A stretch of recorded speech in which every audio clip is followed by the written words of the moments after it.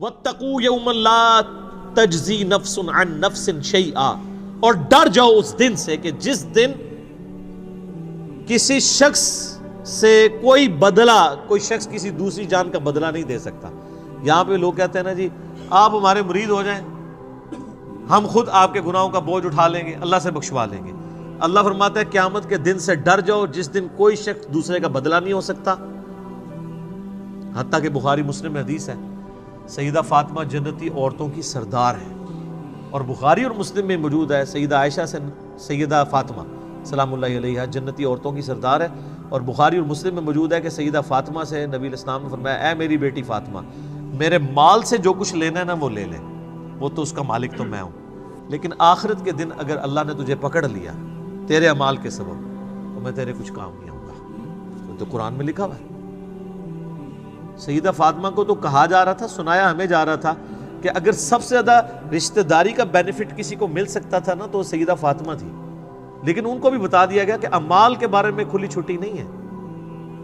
اور سیدہ فاطمہ کو تو چھوڑ دیں، قرآن میں 3 دفعہ آیت آئی ہے نبی علیہ السلام کے بارے میں، سورۃ الانعام کے اندر، سورہ الزمر کے اندر، سورہ یونس کے اندر، قل انی اخاف ان عصیت ربی عذاب یوم عظیم۔ اے نبی تم فرماؤ کہ مجھے خود ڈر ہے اس بات کا کہ اگر میں نے بھی اپنے رب کی نافرمانی کی تو بڑے دن کا عذاب مجھے بھی آ پکڑے گا۔ سر مجھے بتائیں آپ کا اور میرا رب اس سے زیادہ کس لیول پہ آ کے آپ کو سمجھائے؟ نبی علیہ السلام سے بڑھ کے کسی کا مرتبہ ہے؟ تو یہ جو آپ کو جنت کی گارنٹیاں دیتے پھر رہے ہیں، یہ کتنے بڑے مجرم ہیں۔ ان کو کہ نبی علیہ السلام کے بارے میں کہا جا رہا ہے، کیوں کہا جا رہا تھا؟ تاکہ تم لوگ یہ کلیم نہ کر لینا کہ ایسی کچھ کر سکتے ہیں۔ اس دن سے ڈر جاؤ جس دن کوئی جان دوسری جان کا بدلہ نہیں ہوگی، ولا یقبل منہا شفاعت، اور کسی کی سفارش قبول نہیں کی جائے گی۔ سفارش کیوں کی جاتی ہے؟ آپ دنیا میں کسی شریف آدمی کی سفارش کے لیے تھانے جاتے ہیں تو ایس ایچ او سے جا کے کیا کہتے ہیں کہ میں اسے اچھے طریقے سے جانتا ہوں، آپ کو غلط فہمی ہوئی ہے، میں گارنٹی دیتا ہوں یہ بندہ اس طرح کا نہیں تھا، اس پہ جھوٹا الزام لگا ہے، یہی کہتے ہیں نا۔ اس طرح کی سفارش اللہ کے سامنے کون کر سکتا ہے کہ یا اللہ جی تواڈے فرشتہ نوں بھلیکھا لگ گیا، ایویں انہوں نے گناہ لکھ لینے، مینوں پتہ ہے بڑا چنگا بندہ ہے، اتنی لمبی داڑھی سی دی، پگڑی نہیں دیکھی کڈا نورانی چہرہ تھا، یہ اللہ کو کہہ سکتا ہے؟ اللہ فرماتا ہے ہم تو تم اس وقت سے جانتے ہیں جب تم ماں کے پیٹ میں جنین کی حالت میں تھے۔ مت کہو اپنے آپ کو کہ میں بڑا پرہیزگار ہوں، وہ بہتر جانتا ہے تم میں سے کون پرہیزگار ہے۔ اس لیول پہ آ کے یہ سورہ نجم کے اندر آیات ہے، مت کہا کرو میں بڑا نیک ہوں، وہ خوب جانتا ہے تم کیا ہو۔ تو اللہ کو کون سفارش کر سکتا ہے؟ ہاں صرف یہ سفارش ہو سکتی ہے کہ جس اللہ ہی کا دل آیا ہو جس پہ کہ اسے چھوڑنا ہے۔ یہ بندہ ہے نیک نیت تھا، چند غلطیاں اس سے ہوئی، باغی نہیں تھا، رجوع لے آتا تھا، اپنی طرف سے اس نے کوشش کی، پھر بھی بحیثیت انسان اس سے غلطیاں ہوئیں، لیکن میری طرف آتا رہا، تو اب میں نے اسے معاف تو کرنا ہے۔ تو معاف میں پھر ڈائریکٹ کرنے کی بجائے اپنے محبوب صلی اللہ علیہ وآلہ وسلم کی شفاعت سے کرواؤں، تاکہ میرے نبی علیہ السلام کی عظمت لوگوں کے دلوں پر اجاگر ہو۔ دنیا میں بھی ایسا ہوتا ہے، اگر کسی کلاس کے اسٹوڈنٹ کو پوزیشن آنے کے اوپر اسکول والے یا کالج والے ٹرافی دیتے ہیں تو وہ کسی مہمان خصوصی کے ذریعے دیتے ہیں نا۔ اس کالج کے اسٹوڈنٹ کو کبھی وہم بھی آتا ہے کہ اس مہمان نے مجھے ٹرافی دی ہے، ان کو پتا ہوتا ہے کہ یار یہ تو مڈل مین ہے، ٹرافی تو اسکول نے دی ہے اور اس کو آنر دی ہے، تو سر نبی علیہ السلام کو بھی آنر ملنی ہے۔ یہ بخشش کا فیصلہ اللہ نے کرنا ہے۔ یہ اسی شفاعت کی نفی ہو رہی ہے کہ دوست کے ساتھ شفاعت کوئی نہیں ہے، شفاعت بالاذن ہے، شفاعت بالوجاہت نہیں ہے۔ اور وہ بالاذن کون سی ہے؟ جو اسی صورت میں آگے جا کے آیت الکرسی میں آیت نمبر 255 میں آ جائے گی، من ذا الذی یشفع عندہ الا باذنہ، کس کی مجال ہے کہ سفارش کر جائے؟ ہاں اللہ جس کو اذن دینا کہ ہاں اس کی سفارش کر لو تو وہ قبول ہوگی۔ تو شفاعت دھونس کے ساتھ نہیں ہے، اللہ کے فضل کے ساتھ ہے۔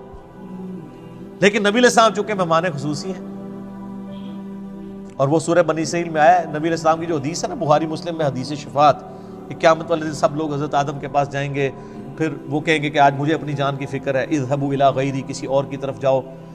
پھر حضرت نوح کے پاس جائیں گے، وہ کہیں گے آج مجھے اپنی جان کی فکر ہے. ہوتے ہوتے اینڈ پہ نبی علیہ السلام تک پہنچیں گے، آپ فرمائیں گے انا لہا، اور آپ اللہ کے حضور سجدہ کریں گے. اللہ فرمائے گا اپنا سر اٹھاؤ، تم سفارش کرو، ہم قبول کریں گے. اس کے بعد الفاظ ہے کہ اللہ تعالیٰ میرے لیے تعداد مقرر فرمائے گا، اللہ بتائے گا مجھے. دھونس نہیں ہے سر، اللہ کو کس کی دھونس ہے؟ اسے کہتے ہیں شفاعت بالاذن. اور پھر نبی علیہ السلام نے اینڈ پہ فرمایا اس حدیث کے کہ قرآن پڑھ کے دیکھ لو، عسیٰ ان یبعثک ربک مقاما محمودا، اے نبی ان قریب ہم آپ کو ایسے مقام پر فائز کریں گے جہاں ہر شخص آپ کی تعریف کرے گا. مقام محمود کیا ہے؟ محمود کہتے ہیں جس کی حمد کی جائے. تو نبی علیہ السلام کا ایک نام محمود بھی ہے، آپ حمد کرنے والے بھی ہیں، اور آپ وہ ہیں کہ جس کی حمد کی جائے. محمد کا مطلب کیا ہے؟ تعریف کیا گیا. تو مقام محمود قیامت والے دن وہ مقام ہے کہ جس مقام پہ اللہ جب فائز کرے گا اور آخرت کی جو بخشش کی ٹرافیز آپ کے ہاتھوں بٹوائے گا نا، تو لوگ آپ کی تعریف کریں گے کہ اس کی آنر ہے اللہ کے حضور. مسئلہ شفاعت پہ 88B مسئلہ میرا ڈیٹیل سے 1.5 گھنٹے کی گفتگو ریکارڈڈ کے اندر موجود ہے، آپ یوٹیوب کے اوپر اپلوڈڈ آپ دیکھ سکتے ہیں. تو یہاں پہ شفاعت بالوجاہت کا انکار ہو رہا ہے، کیٹاگوریکل، کہ شفاعت نہیں ہے سوائے وہ والی شفاعت کے جو آگے آئے گی. وَلَا يُؤْخَذُ مِنْهَا عَدْلٌ، نہ کسی سے کوئی معاوضہ قبول کیا جائے گا. یہ دنیا میں رشوت کر کے آپ چھوٹ سکتے ہیں نا، اللہ کو رشوت دے سکتا ہے؟ قرآن میں آگے چل کے آئے گا کہ اگر کوئی پوری زمین کے برابر سونا بھی دے دینا عذاب سے چھوٹنے کے لیے، کچھ نہیں کر سکتا. وَلَا هُمْ يُنصَرُونَ، اور نہ اس کی کوئی مدد کر سکے گا. لو جی، ایک آیت جڑی ہے نا سورۃ البقرہ کی آیت نمبر 28، آپ کے انڈیا، پاکستان، بنگلہ دیش کے بالخصوص اور باقی پوری امت مسلمہ کے بالعموم عقائد کو پیسیفک اوشن میں پھینک دیتی ہے.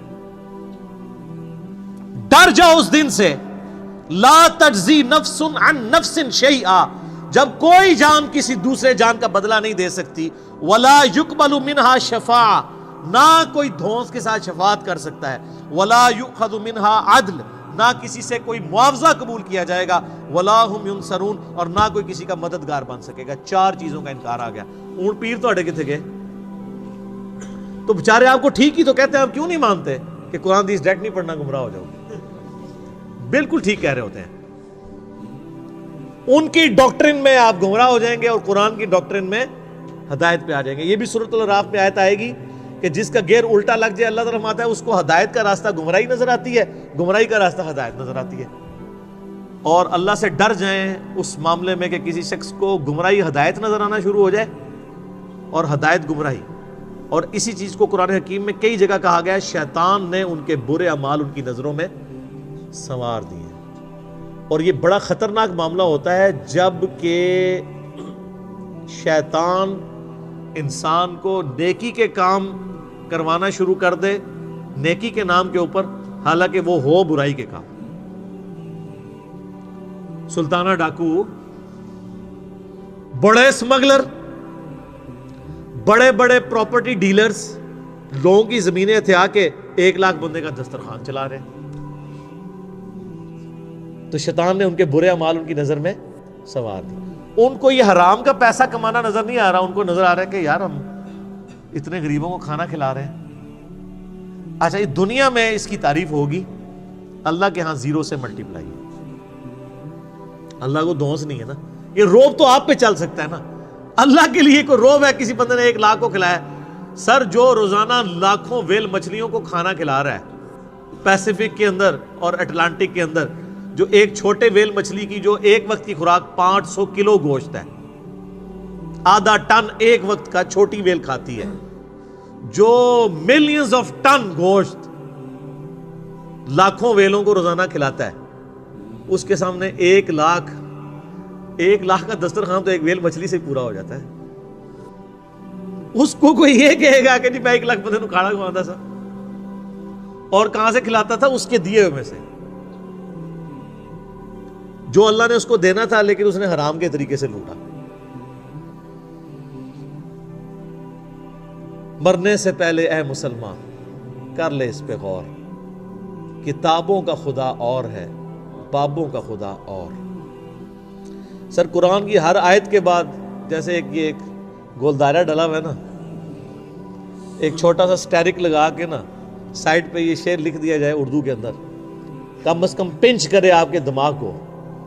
اور میں کہتا ہوں کہ سوائے سعودیہ کے اور عرب ملکوں کے کسی ملک میں قرآن بغیر ترجمے کے چھاپنا حرام ہونا چاہیے۔ یہ گورنمنٹ کا کام ہے۔ آپ کیوں لوگوں کو طوطا بنانا چاہتے ہیں؟ اگر ہمارے آئین میں یہ شک داخل ہو جاتی، میں نے کئی دفعہ ہائی لائٹ کی ہے 73 کے، کہ پاکستان میں صرف عربی میں قرآن نہیں چھاپ سکتا۔ صرف عربی میں قرآن چھاپنے کا مطلب کیا ہے؟ آپ لوگوں کو یہ بتا رہے ہیں کہ صرف عربی پڑھنی ہے، یہی بتانا چاہ رہے ہیں۔ تو کتنا بڑا ظلم کر رہے ہیں۔ قرآن اس لیے نازل ہوا ہے، کہتے ہیں دنیا میں سب سے زیادہ پڑھی جانے والی کتاب قرآن ہے، لیکن اس کا جو سائملٹینیس کنٹراسٹ ہے کہ دنیا میں سب سے زیادہ بغیر سمجھ کے پڑھی جانے والی کتاب کون سی ہے؟ قرآن۔ یہ اتنا بڑا تماچا ہے اس امت کے منہ کے اوپر۔ تو قرآن انڈیا، پاکستان، بنگلہ دیش کے اندر، رشیا کے اندر، ایران کے اندر بغیر ان کی نیٹو لینگویج کے ترجمے کے چھپنا ہی نہیں چاہیے، بلکہ گورنمنٹ کا کام ہے کہ صرف عربی میں جو قرآن چھپے ہوئے ہیں یہ ریٹریو کریں مسجدوں سے، اور اس کی بجائے وہ رکھیں۔ کتنا خرچہ ہو جاتا ہے۔ سعودیہ والے دیکھیں نا، جو بندہ حج عمرے پہ جاتا ہے، حج والوں کو تو وہ ایٹ لیسٹ قرآن پاک ان کی زبان میں دیتے ہیں۔ چائنیز آئے ہوئے ہیں تو چائنیز کو چائنیز لینگویج میں دیں گے، ملائی لینگویج میں دیں گے ملیشینز کو، پاکستانیوں کو اردو ترجمے والا دیتے ہیں۔ ہماری گورنمنٹ نہیں کر سکتی، کوئی خرچہ نہیں ہے۔ ایک مسجد میں کتنے قرآن زیادہ رکھے ہوتے ہیں؟ 15-20، اس سے زیادہ نہیں ہوتے۔ 15-20 قرآن تو ایک محلے میں لوگ خود خرید کے وہاں پہ رکھ سکتے ہیں ترجمے والے۔ صرف گورنمنٹ اس کے اوپر چلان کرنا شروع کر دے کہ بغیر ترجمے والا قرآن جس کی مسجد سے ملا اس مولوی کو اندر کریں گے۔ اچھا سر، یہ اناؤنسمنٹ ہونا تو آپ دیکھیے گا سب سے زیادہ مخالفت کون کریں گے؟ کیوں؟ علماء تو ٹھیکیدار ہیں، علماء کو تو خوش ہونا چاہیے کہ لوگ، وہ تو کہتے ہیں ہم اسلام کی خدمت کے لیے بیٹھے ہیں، یہ اسلام کی خدمت ہی ہے ترجمے والا قرآن ہو۔ ان کو پیڑ کیوں ہوگی، تکلیف کیوں ہوگی؟ اڈا بند ہو جائے گا اور ان کو یہ پتہ چل جائے گا بھی قرآن میں یہ کچھ انہوں نے پڑھ لیا کہ یہ مولوی رام خوری کرتے رہے ہو، کہیں گے دیکھو ساڑھے مولوی صاحب تسی بھی تو وہی کر رہے ہو نا، سانو تو اسی ممبر تے چڑھ کے ہے کہندے ہو، اور خود آپ اپنی جان کو بلائے بیٹھے ہوئے ہیں، اور یہ پرانے کام آپ نے بھی شروع کیے ہوئے ہیں۔ تو پھر ہر گلی سے، ہر مسجد سے انجینئرز نکلیں گے، تو اس ڈر سے وہ کبھی بھی یہ نہیں ہونے دیں گے۔ لیکن ہمت نہیں ہارنی چاہیے۔ میں کہتا ہوں جس کا جدھر انفلوئنس ہے نا، عربی والے قرآن نہیں نکال سکتے، کم از کم اگر 10 عربی والے ہیں تو 10 اردو ترجمے والے وہاں رکھ دیں۔ کل کو کوئی، اور اردو اور ترجمے والے قرآن کے ساتھ سب سے بڑا مسئلہ یہ ہے کہ یہ غلاف میں لپیٹے ہوئے ہوتے ہیں، وہ ویسے نہیں کو کھولتا، کون اینج کر کے کھولے پھر اینج کر کے بند کرے۔ غلافوں کے، غلاف تو دشمن ہے قرآن کے، غلاف نہیں ہونے چاہیے۔ ہاں سامنے شیشہ لگا ہو، اچھی الماریاں بنی ہوئی ہوں، ڈسٹ پروف ہوں۔ قرآن کے اوپر غلاف کا کیا تک لگتا ہے؟ آپ خود مجھے بتائیں نا، 2 قرآن پڑھے ہو، ایک غلاف میں اور بغیر غلاف کے، آپ غلاف والے کو ہاتھ لگائیں گے؟ اتنا ٹائم کس کے پاس ہے یار؟ لیکن سعودیہ میں آپ دیکھیں نا، خصوصاً حرمین کے اندر میں نے دیکھا ہے، کمال کام کیا ہوا ان لوگوں نے۔ پیتل کی خوبصورت چھوٹے سائز کی انہوں نے اتنے سائز کی رکھی ہوئی ہیں الماریاں جو سامنے سے کھلی ہوئی ہیں، اور روزانہ ان کی صفائی ہوتی ہے، ڈسٹنگ ہوتی ہے، قرآن جتنے رکھے ہوئے ہیں ان کی۔ اور جیسے ہی کوئی ایسا موسم آتا ہے نا جس میں ہیومیڈیٹی بڑھ جاتی ہے تو وہ شیشہ پلاسٹک جو ہوتا ہے نا، اس کی سامنے لیئرز لگا دیتے ہیں، وقتی طور پہ لٹکا دیتے ہیں تاکہ گیلے نہ ہوں قرآن، اور پھر جب موسم کھل جاتا ہے پھر وہ ہٹا دیتے ہیں۔ مساجد کے اندر بھی، شوکیس کے اندر، میں نے نہیں، وہاں کو غلاف کے اندر میں نے قرآن نہیں دیکھا سعودیہ پورے میں کہ غلاف کے اندر قرآن پڑھا ہوا ہو۔ بالکل صحیح اپروچ ہے۔ اور آپ اس لیے عربیوں کو دیکھیں گے، عربی قرآن بہت زیادہ پڑھتے ہیں۔ نماز میں اگر 10 منٹ رہ گئے نا، انہوں نے سنتوں سے فارغ ہو گیا نا، سیدھا قرآن جا کے پڑھنا شروع کر دیتے ہیں پکڑ کے۔ یہ خیر لادہ بات ہے کہ پھر وہ مس ہینڈل بھی کرتے ہیں کہ جماعت کھڑی ہوئی ہے تو وہیں ایسے رکھ دیتے ہیں، بعض کا جوتیوں کے ساتھ ہی رکھ دیتے ہیں، یہ اس مس ہینڈلنگ لادہ بات ہے۔ لیکن قرآن یہ چاند ایک، جس طرح جاہل گوار یہاں موجود ہے وہاں بھی موجود ہے، لیکن اوورال قرآن کے ساتھ جو ان کا شغف ہے نا، ظاہر ہے ان کی اپنی زبان کے اندر ہے، وہ نظر آتا ہے۔ باقی پریکٹیکلی اگر آپ کہیں کہ ان کی زندگی میں کوئی فرق پڑا ہوا ہے تو وہ تو اسی وقت پڑے گا نا جب قرآن جو ہے وہ کبھی فزکس کی کتاب چومنے سے یا صرف تلاوت کرنے سے فزکس نہیں آپ کو آئے گی جب تک آپ اس کو سمجھیں گے نہیں. تو سر فزکس سمجھے بغیر نہیں آ سکتے, قرآن سمجھے بغیر کیسے آ سکتا ہے جب تک آپ اس کے اوپر تفکر نہیں کریں گے.